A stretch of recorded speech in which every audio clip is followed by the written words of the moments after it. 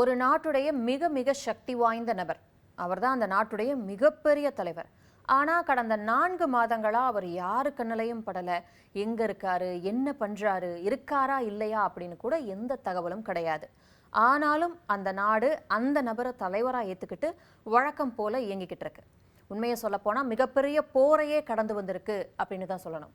எந்த நாடு, நான் யாரை பற்றி பேசிக்கிட்டு இருக்கேன் அப்படின்னு கண்டுபிடிச்சிருப்பீங்க. எஸ், முஜ்தபா காமேனி, ஈரானுடைய உச்சபட்ச தலைவர்.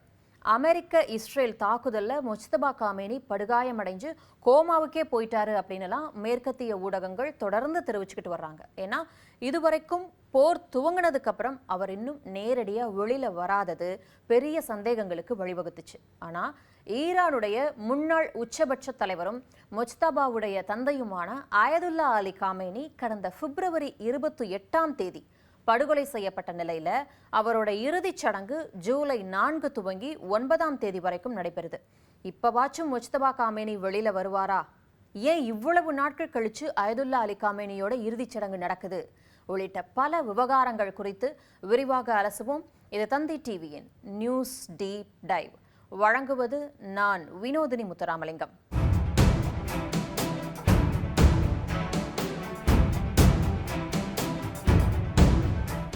அலி காமேனி பல வருடங்களா ஈரானுடைய சுப்ரீம் லீடர், அதாவது ஈரானுடைய மிக முக்கியமான அதிகாரம் கொண்ட தலைவராக இருந்தார். ஈரான்ல அதிபர் இருந்தாலும் கூட உண்மையான அதிகாரம் இவர்கிட்ட தான் இருக்கும். இராணுவம், வெளியுறவு கொள்கை, அணுசக்தி, நீதிமன்றம், இப்படி எல்லாத்துலேயுமே இவருடைய முடிவு தான் இறுதி முடிவாக இருக்கும். இந்த பதவிக்கு அப்படின்னு குறிப்பிட்ட காலம்லாம் இல்லை.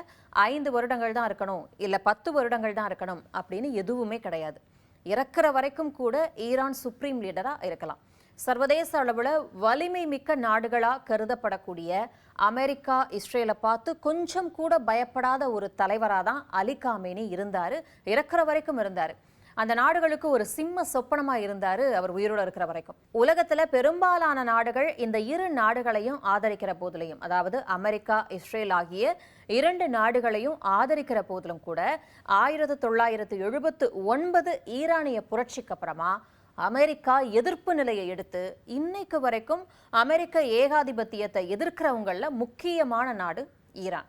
ஆனால் பிப்ரவரி 28 ஈரான் மேலே போர் தொடுத்து அமெரிக்கா, இஸ்ரேல் கூட்டாக நடத்தின அந்த ஆபரேஷன் ஃபியூரி அப்படிங்கிற தாக்குதலில் அலி காமேனி கொல்லப்பட்டார்.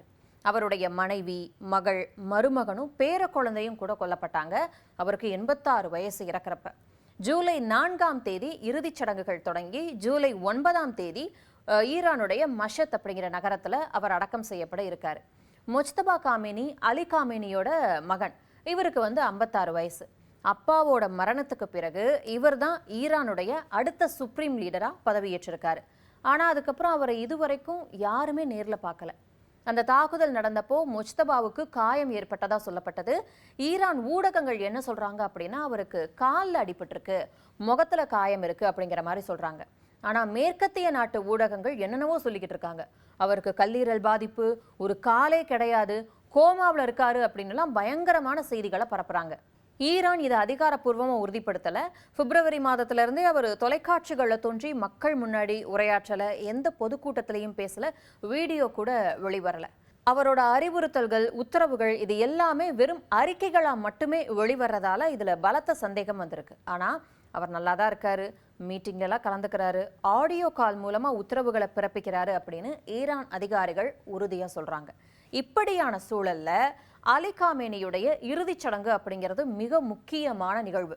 இந்த நிகழ்வப்போ அவர் நேரில் வந்தாரு அப்படின்னா மக்களுக்கு ஒருவித நிம்மதியாக இருக்கும். ஈரான் மக்களுக்கு ஹப்பாடா அவர் ஆரோக்கியமாக இருக்காரு அப்படின்னு ஒரு நம்பிக்கை வரும் அந்த நாட்டு மக்களுக்கு. அவர் வராமல் போனால் சந்தேகம் இன்னும் அதிகமாகும். ஈரானுடைய புனித நகரமான மஷத்தில் தான் அந்த இறுதிச் சடங்கு நடக்குது அப்படின்னு பார்த்தோம். பல லட்சக்கணக்கான மக்கள் வருவாங்க, ஏன் 1.5 கோடிக்கும் அதிகமான மக்கள் வருவாங்க அப்படின்னு கூட சொல்லப்படுது. பாதுகாப்பு கெடுபிடிகள் ரொம்ப அதிகமாக இருக்கு. ஒருவேளை பாதுகாப்பு காரணங்களுக்காக அவர் வராமலேயே கூட இருக்கலாம் அப்படின்னு ஒரு தரப்பு சொல்லுது. நமக்கு இன்னொரு சந்தேகம் வரும். அலி காமேனி பிப்ரவரி 28 கொல்லப்பட்டாரு. இப்போ ஜூலை ஆகிடுச்சு, ஏன் இத்தனை நாட்கள் கழிச்சு அவரோட இறுதிச் சடங்கு நடக்குது அப்படிங்கிற ஒரு கேள்வி வரும் இயல்பாவே.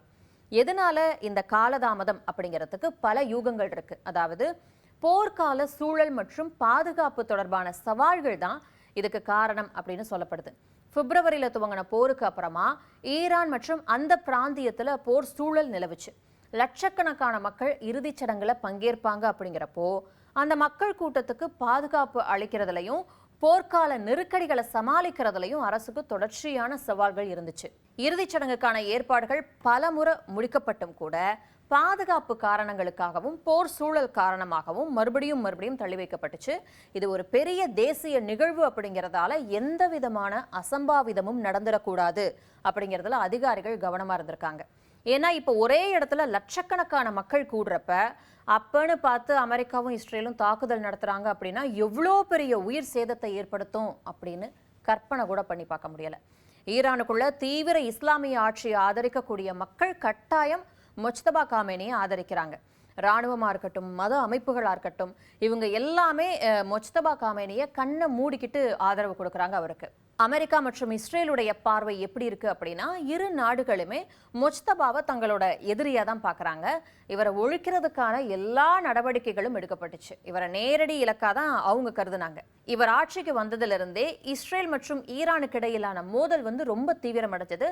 அமெரிக்க அதிபர் ட்ரம்ப் போன்ற அமெரிக்க தலைவர்கள் கூட முஜ்தபாவோட நியமனத்தை ஏமாற்றம் அளிக்குது அப்படின்னு சொன்னாங்க.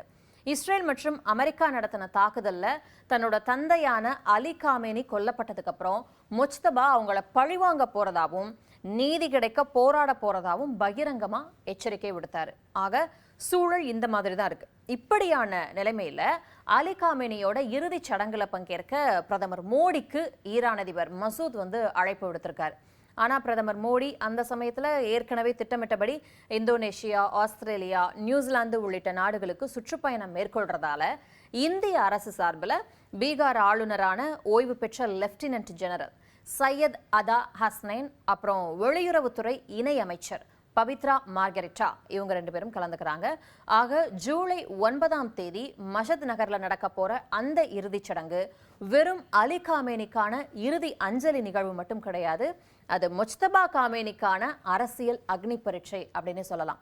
4 மாத கால மௌனம், அவரோட உடல்நிலை பத்தின வதந்திகள், ஈரானை பிளவுபடுத்தக்கூடிய அமெரிக்கா மற்றும் இஸ்ரேலோட பிரச்சாரங்கள் அப்படின்னு முஜ்தபா காமேனி ஒரு மிக கடினமான பாதையில பயணிக்கிறாரு.